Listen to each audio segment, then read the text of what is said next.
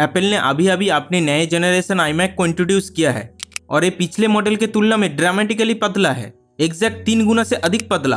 तो एप्पल कैसे इसको पतला कर पाया, ठीक यही मैं अभी एक्सप्लेन करने वाली हूँ। iMac के पिछले मॉडल के साथ एप्पल को लॉजिक बोर्ड और थर्मल सिस्टम का निर्माण करना था इंटेल के प्रोसेसर के हिसाब से फिट करने के लिए, जो वास्तव में गर्म था और सब कुछ ठंडा करने के लिए एक बड़े फैन की आवश्यकता थी। इसके अलावा इंटेल के प्रोसेसर ने केवल एक ही उद्देश्य पूरा किया, इंफॉर्मेशन को प्रोसेस करने के लिए। इस तरह से मेरा एक उद्देश्य है कि आप लाइक बटन को क्लिक कर देना, थैंक यू।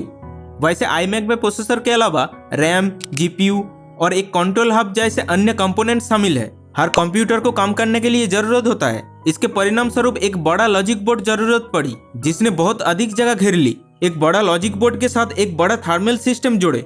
इसी वजह से आपको ये बम्प देखने को मिलते हैं जो पिछले जनरेशन के iMac में पीछे दिखाई देते हैं। लेकिन जैसे कि आप देख सकते हैं, नए मॉडल के साथ उस बम्प को हटा दिया गया है और वे एप्पल M1 चिप के कारण है, जहां उन्हें उन सभी कंपोनेंट्स को मिला दिया जिनका मैंने अभी मेंशन किया है। इसका मतलब ना केवल ड्रामेटिकली छोटा लॉजिक बोर्ड है, बल्कि बहुत अधिक एनर्जी एफिशिएंसी भी है। अब आप पूछ सकते हैं कि एक डेस्कटॉप कंप्यूटर जो हमेशा बिजली से जुड़े रहते हैं, उसे एनर्जी एफिशिएंट होने का क्या आवश्यकता है? वेल, सिस्टम के माध्यम से चलने वाली कम बिजली के परिणाम स्वरूप कम गर्मी उत्पन्न होते हैं। इसका मतलब है कि हम थर्मल सिस्टम को छोटा कर सकते हैं और अधिक जगह भी बचा सकते हैं। तो एक कॉम्पैक्ट लॉजिक बोर्ड और थर्मल के साथ एप्पल ने महसूस किया है कि वे शायद iMac के डिस्प्ले के पीछे से सभी इलेक्ट्रॉनिक्स को मूव कर सकते हैं और उन्हें चिन के अंदर या डिस्प्ले के नीचे की जगह में स्क्वीज करके रखा है। इस तरह मौजूद बैक साइड बम्प iMac के लगभग हर मॉडल से आखिरकार हटाया गया है। लेकिन इस अप्रोच के लिए कुछ चैलेंजेस भी थे।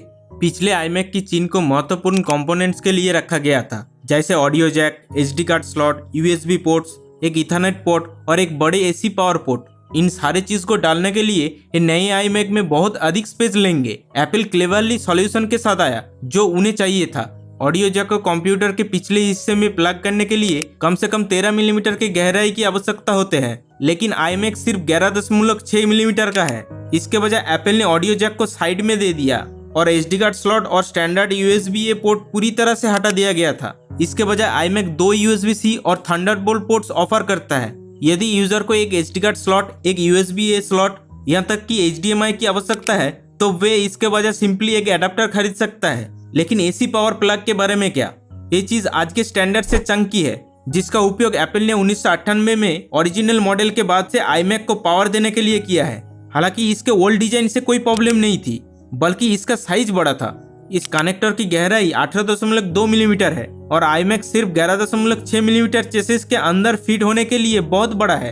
एप्पल ऑडियो जैक की तरह पावर कनेक्टर को साइड में नहीं रखा, क्योंकि वो iMac का लुक को खराब कर सकता है।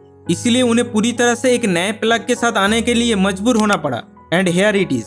ये शाइनी है, पूरी तरह से गोल है और iMac में प्लग करने के लिए पर्याप्त गहराई है। लेकिन वास्तव में अच्छा है कि ये मैग्नेटिकली रूप से जुड़ जाता है, ताकि आपको इसे अंदर धकेलने की कोशिश में पीछे के और ना झुकना पड़े। और इसमें colour match oven fabric cable है। 90s के दशक में एप्पल ने ओरिजिनल कलरफुल iMac के साथ भी कुछ नहीं किया था, लेकिन एप्पल के लिए अभी भी एक समस्या बाकी थी और वे इथरनेट पोर्ट था, जिनके अंदर इसके लिए पर्याप्त जगह नहीं थे। लेकिन ये शामिल करने के लिए सबसे महत्वपूर्ण पोर्ट में से एक है। बिजनेस ओरिएंटेड कस्टमर को विशेष रूप से नेटवर्क स्थापित करने के लिए इथरनेट की आवश्यकता होते हैं, जो वायरलेस का उपयोग करने के तुलना में अधिक सिक्योर, फास्ट और रिलायबल होता है। तो एप्पल ने इस समस्या को कैसे हल किया?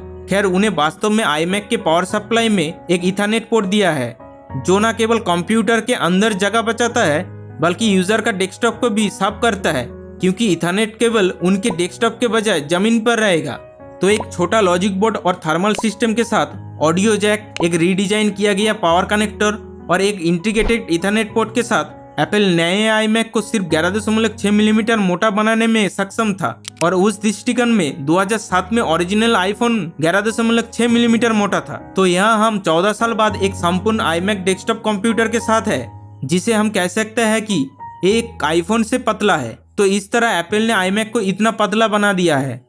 This is Amit with TechZoid TV. Thanks for watching till the end, and I will see you in the next video. Thank you.